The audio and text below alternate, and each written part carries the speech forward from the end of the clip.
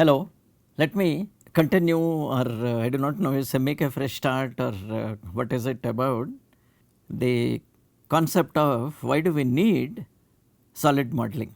While solid modeling looks fine, if you have an idea of what do you call the item you want to make, there is no problem. Usually it is there somewhere. Sometimes it is directly visible, sometimes it is not that directly clear. So, somewhere you have to put it out on paper. And so far I have spoken to you, like in the last lecture I have spoken to you saying you can go to formal solid modeling lectures. Solid modeling lectures, while they make a thorough job of it, including an analytical approach to it, saying how do you convert anything which a representation of a 3D solid into something which is visible on the screen, like what you see on your screen, how it is visible is the thing. So, and you can't keep it like a VR or like any of those, the things directly in any what you call memory. It's not a video you can play and play it up and down. What you probably need is you have a huge database. So, if you remember the previous lecture, which is taken from one of the professors from IIT Delhi, a little about the simpler one about what is solid modeling, I have shown you saying at one point, no, representation of a real object, convert it and store it as a data, as a database, and then reading it and presenting it to you on the screen. Okay. But then I thought it's about time we also get back to basic little bit of the old engineering drawing, because I happen to be from the mechanical engineering stream, and we depended a lot on drawings. Any engineering, they depended drawing. Now kindly have a look at my monitor. So here you will notice that enough design and graphics material is available on the web. Okay, directly I have intentionally kept it. I didn't want to go change anything or modify it.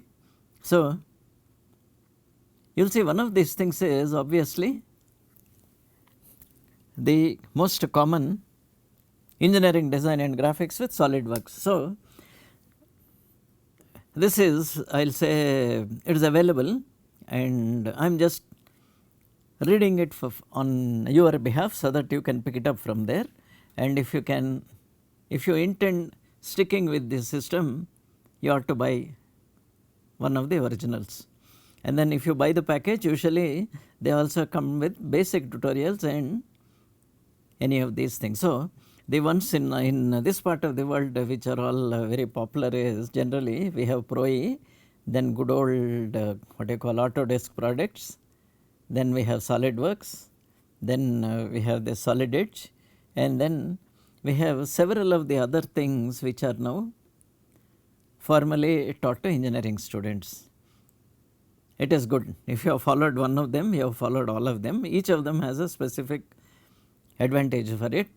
And so let me get back a little to saying what exactly is basic engineering drawing and 3-view drawing. I have covered it earlier, but one more time, after talking a little about the SolidWorks, about the solid modeling, I am coming back here. This has been said saying engineering and so on show students how to use SolidWorks to create engineering drawings and designs. There is an objective, summary, practical applications, standard, step-by-step approach. Okay. So when I go back,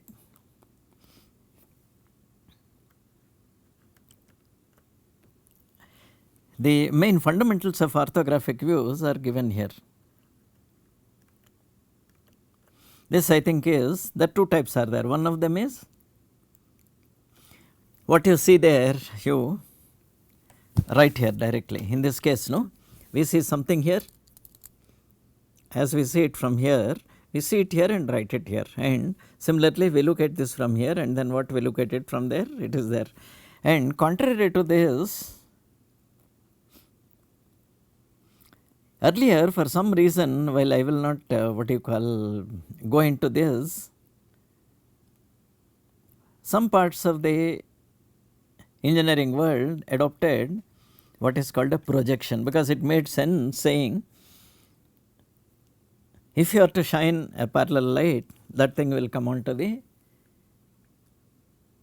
drawing sheet what you want. I do not know why it has come, and right now I am sure you can check it up, you will get it. So hence it used to be called projection and not look at it and take it from there. So both of them are there. In this case it is just easy. You see here, because they have decided, in this case front is this, top view is given here, and right side when you look at it.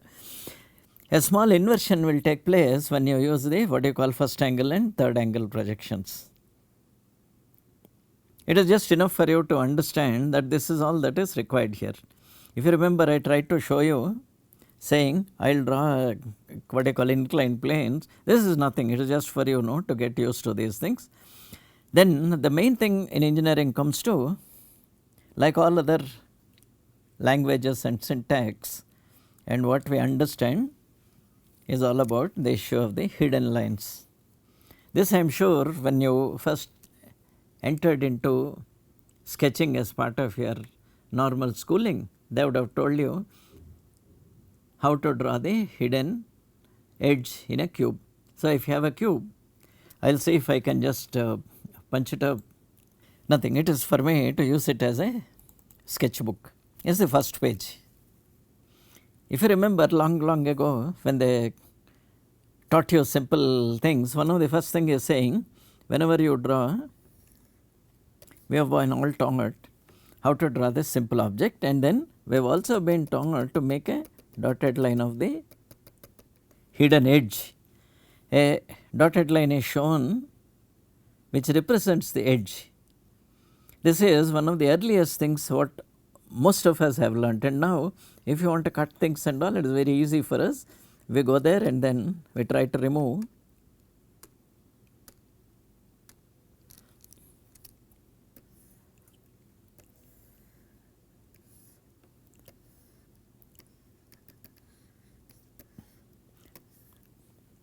You are able to understand what I have written here without any problem. Now there are certain conventions which have been developed saying, do you continue to show these hidden edges by a dotted line or not in engineering drawings? So depending on the trade in which, if you are in a mechanical engineering, that is where the fabrication shop is there, they are shown in one way. If you are in a piping and such places, it is shown one way. If you have to show the internal wiring of a building, these things are shown in a different way. So if I go back to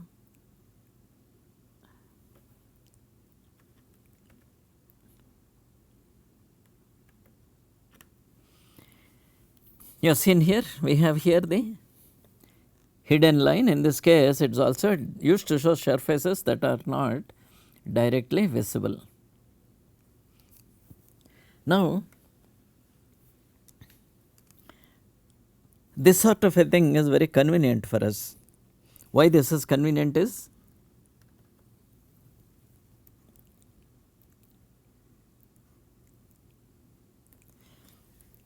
if you want to fabricate this piece, and if I add dimensions here, from here to here I add a dimension, here to here, and then if I remember, if you recollect earlier, we said the way they have been put, we can show one dimension here which is common for both of them. Similarly, if I show something it is common, most of the features are common, and by convention it has been done such that in case there is any change, usually a small change, you understand, supposing something has to fit and then you have made something 12.7 millimeters, which is actually half an inch, and by mistake it has been rounded off, or intentionally somebody has to made it 12.5 mm, or the other way saying it has been made 6 mm while what you needed is 6.35 millimeters. So convention is, at one point if you try to change the dimension, automatically the operator should understand, saying if I want to make an opening or if I want to make a hole of 6 mm or 6.35 mm, at one point if I change it, the drawing should be complete. So that is the reason why usually they are shown in like this and things are made. Now let us have a look at the drawing again. So if you see in the drawing here, if I change just one dimension here, automatically the machinist can now start working on it. And generally, but it's very difficult to understand what the object is. You have seen this, keeping it like this. So it is also conventional to make what is called a isometric drawing. Isometric drawing, one good thing is it is directly scalable. So whatever dimension is here, whatever dimension is here, if there is a way of somehow representing this here, it will be a scalable dimension. Then you will notice, actually if you see the width from here to here, you have seen this. I have one, measure 2, 3, 4, here no, it does not look so automatic. There seems to be, is there a real error or what could it be? This is where the concept of iso and metric. Iso means equal, metric means a measure, saying if you orient the object at 120 degrees in one of the corners and place it above, all the things are represented correctly. While normally it looks fine, in real life, your eye and the way we look at objects in real life, all of them have a vanishing point. As it goes to the horizon, things are vanishing. So best example is you have seen railway tracks and you have seen a path. In the end it merges there. So intuitively our brain interprets saying the back of the thing, unless it is smaller, it does not look natural. So these isometric drawings do not look as natural if the scale is very large. Meaning if you are trying to draw a huge room, for example, it is pictorial views are used. But otherwise by default the designer has the object in mind and it is translated into a 3-view drawing so that the fabrication can be understood. Further, only for reference, isometric drawing is kept here. And I have seen both conventions. One of the conventions, the scaled down thing is written, by which if I measure this distance from here to here, it should, this represents the height of the object. It should almost be the same as what is here. So in one of them, actually it is reduced, one of them is maintained as it is. Only thing is, this does have a little what looks like a very unnatural perspective. So added to that, we have other little bit of confusion which often comes to our mind. Yeah. The confusion is when the object is actually this. You understand, the object is this, and when you actually make a projection or a view, unless you study this carefully, sometimes these are slightly confusing. I won't say really fully confusing, I will say it needs careful this thing. In this isometric view, you can't now make out actually what is this and what is this and where it is projecting. So in these cases you will notice that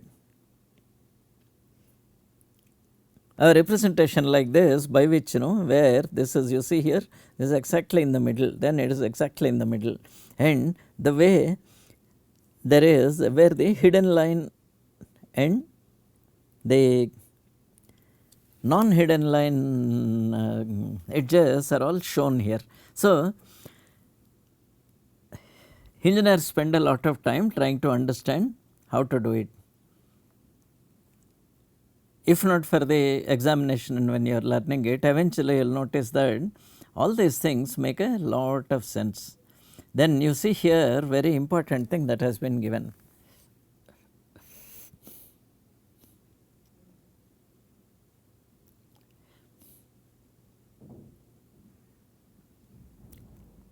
I hope it is what do you call, I will see if I can somehow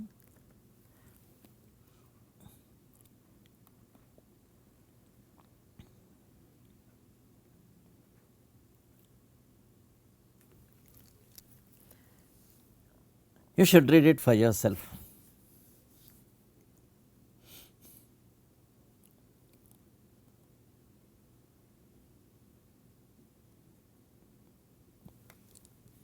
So, sometimes it happens that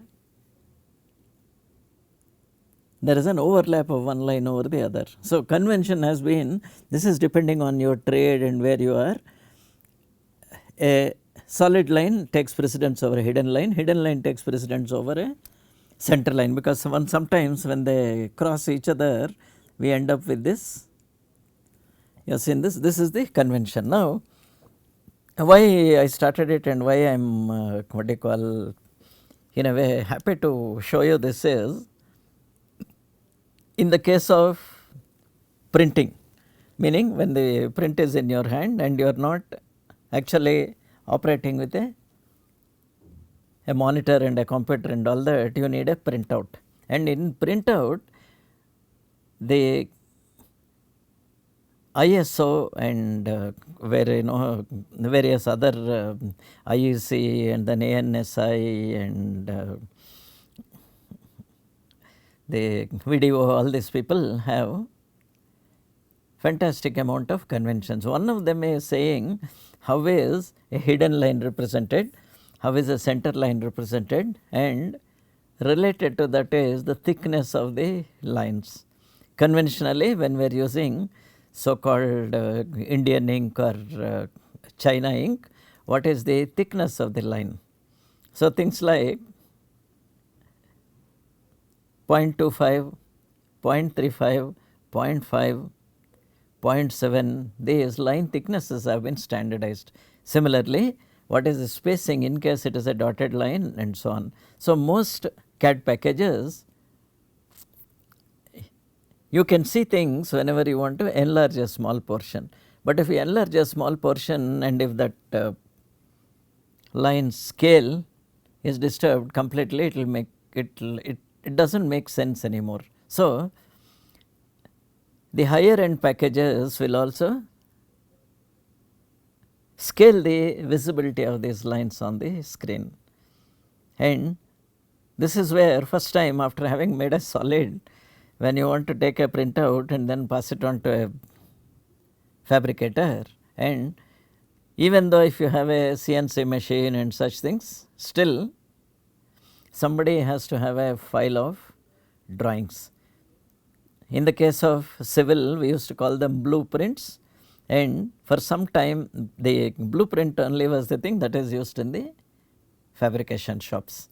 Now you got the thing, the conventional way of line. So, how it is represented on a piece of paper, any package which you take, any drafting package you take, eventually at the time of printing, you will get a prompt saying, how do you like the scaling of the various types of features which I have shown there, which I think is very, very important. So, this whole thing is about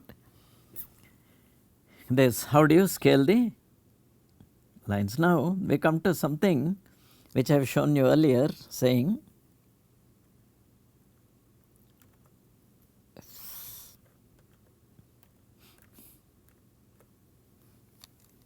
you have seen this.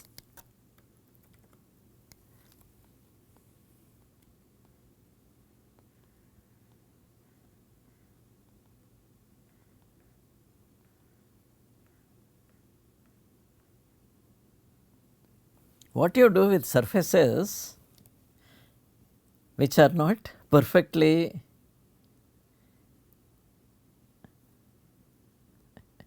orthogonal or perpendicular to each other. So, I mean I think you should just read it here, an object that contains two slanted surfaces. So, we have the ABCD is one of the surfaces which shows here.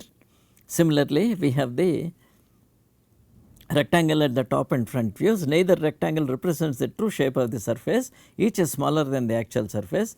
none of the views shows enough of the object to enable the viewer to accurately define the shape of the object. Views must be used together for a correct understanding of the object shape.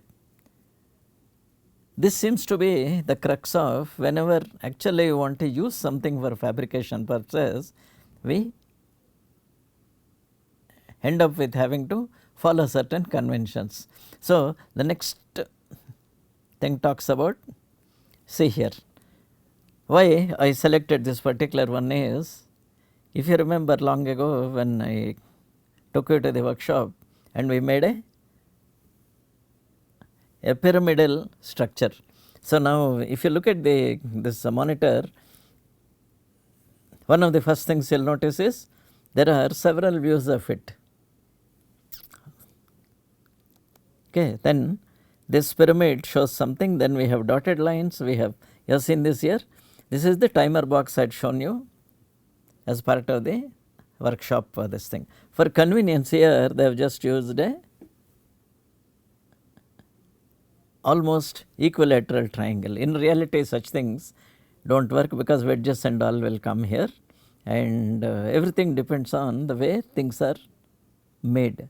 So, it is just only some imaginary this thing now, imaginary object. So, if you look here, this coupled with this, the part can be fabricated without any problem, because the method of fabrication depends on usually the whole way. So, the operator or the what you call the process planner will decide what is the raw material that we need to use. It will be probably wasteful to take a thick solid and try to mill it off from there. It is very, very wasteful, so much of material is lost. And alternatively, you will have various solid profiles. This is a specific triangular profile. If this job is going to be done in let us say aluminum or brass, you can easily go get a profile of that shape. Now, if you see, if the dimension of one of the edges is given here, this exactly represents this edge, which again represents this edge, just one this thing, and then if you make a note saying this is a profile with an equilateral triangular cross section, you can always look for something which is 40 mm or something which is 37 mm, which is equivalent to 1.5 inches, and the 40 mm is the metric equivalent, or you can go for a 50 mm or 50.8. So, by looking at your representation and the solid model, the type of selection of the stock material takes place.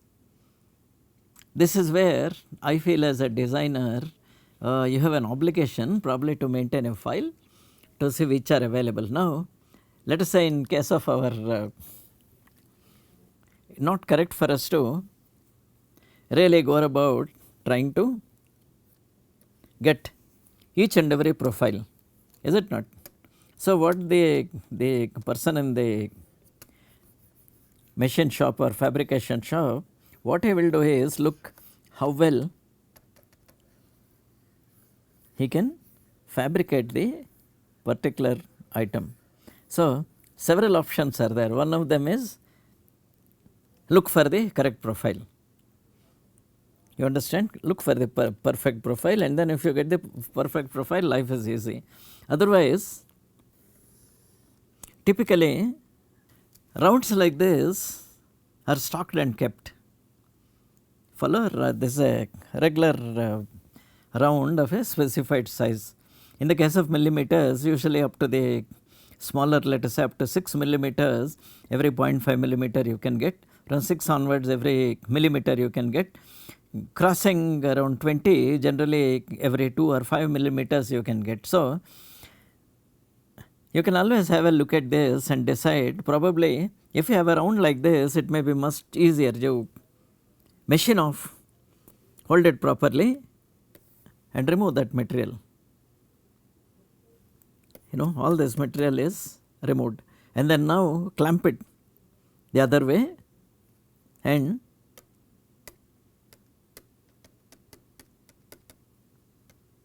clamp this onto a bed like this. You remember, this material is not there anymore. Now go ahead and see whether you can remove this material. Similarly, remove this material. So the item you want, this has been removed, all these things have been removed, and you have the stock that is available here. And you will have a small additional advantage also. If you plan your things properly and go back to the drawing, probably it does not matter if there is a slight variation in this.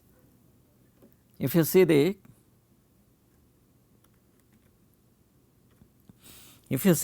probably it is not such a big deal if there is a small radius in the corner. So both representations are important. You need to imagine something in the mind, try to probably make a representation, and usually fabrication people are very, very happy if they see an object like this, a representation of an object like that, and then also an isometric view. With this, they are 100% sure that it will work under all conditions and the job can be done. Now to just continue with this lecture, you have a look at this. It is slowly getting more and more, I will not call it vague, getting involved, and how to make representation of all these things. You see here, a compound line is found when two slanted surfaces intersect, shows the object that includes a compound line. So it is a matter of what you call a naming convention. Then you have surfaces which are peculiarly not easy to define. It is oblique.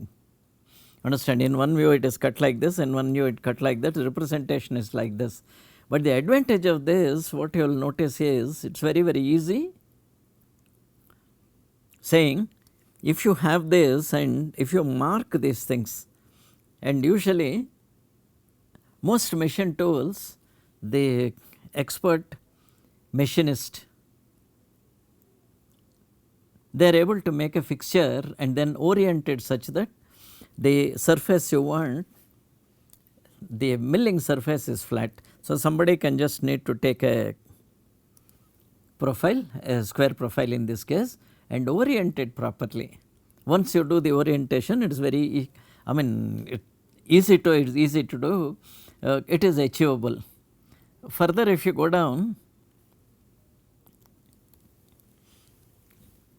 do such things happen? Yes, they do very, very, very often. Such things happen.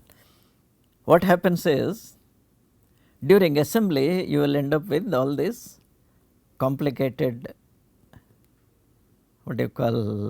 shapes and geometries that are required for holding the thing together. This has evolved over the years, over a long, it is not something which has happened just suddenly, and I will use the word trial and error instead of saying empirical. Yes, people have had a problem, and there are experts who can interpret your drawings, and then there are experts who make the drawings.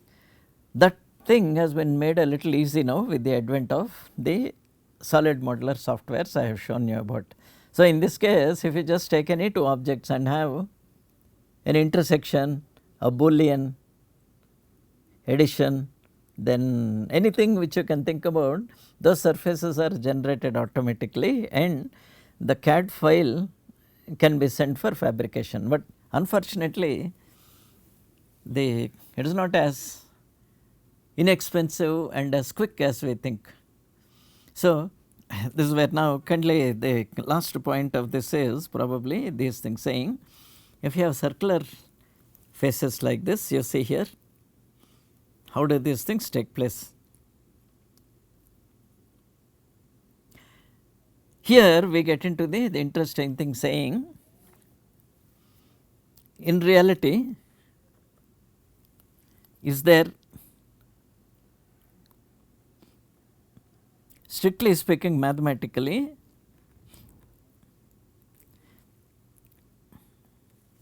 this is a arc and this is a flat. So, is there a line or not there? Again it says rounded surface, convention calls for a smooth transition rounded and flat surfaces, no lines are drawn to indicate the tangency. You have seen this? So, these conventions are there. So, typically I can think of the way you are driving a car. You go straight on a path and then after that you need to take the minimum turning radius to the left, but still you have to turn. The only way I can think of it is you have to stop and then completely turn the steering and then let it go, then you can get it. But in reality that is not how you drive the car, it is more like a progressive this thing parting, I mean what they call forming part of the ellipse. So, it will be an elliptical turn. A little like this happens even in the case of machine tools. One phase, this phase is machined continuously, this phase is machined. After that the other phase, this phase is made straight and this is made. Alternatively, some other way of manufacturing it is there. This appears relatively easy. Compared to that, this surface seems to be easy. All they have to do is find a appropriate mill or a cutter of this diameter, and then once this is there, you keep feeding it and removing the material. So, you have the center somewhere here, and then depending on the diameter you can do it, and depth is controlled by this. See, so drawing has become somewhat easy for us. Now we come to this very complex objects. Depending on the type and depending on the conventions, all sorts of these things are followed. And now I will go to the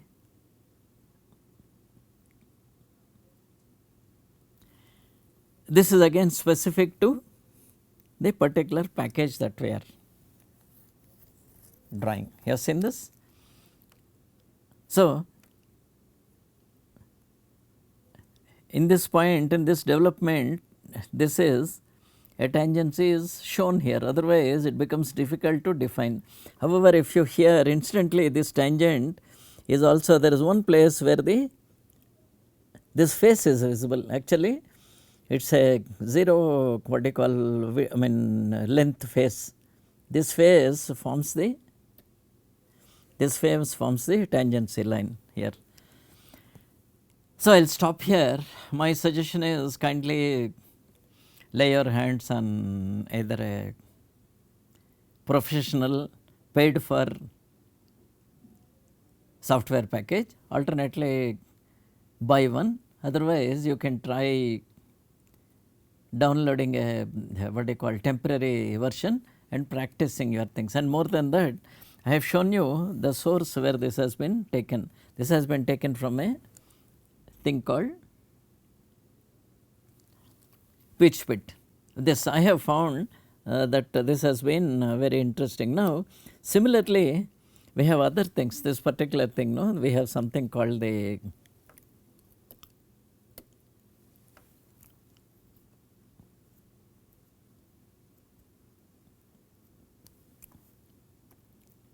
there are other tutorials or resources are available. I think you should be able to acquire one, and you will notice that they are all about the same. They will just show you what a multi-view thing and all. Of course, these are ads, and both of them we have the thing, saying, do you need ads? Yes, we need ads. Do you need to block ads? Your take, if it is very annoying, you can block, otherwise you can keep them there. Please get hold of one of these packages and start your practice. So, thank you. I will stop there. I will continue on this for maybe another 1 or 2 lectures and stop there. I know that it gets monotonous, and by definition you need to have hands on practice, only then you become perfect. And how do you get practice? It is, you have to have an object for which you want to do. Hence, in the very beginning I started with saying, why do not we make a remote control, or why do not we just take a print and make a timer or something. Yes, it takes time, and it does look repetitive, monotonous and all that. In the end you will notice that if you follow all these conventions, and if you have an object, instead of immediately trying to run to the fabrication shop or dealing with a fabricator, a majority of the things you can solve, so that only once your drawing needs to be sent there, probably a file, and they will interpret it, and then if you are lucky and if you are in a place where these facilities are available, it will be directly fabricated and handed over to you. So, thank you. We will meet again. Thank you.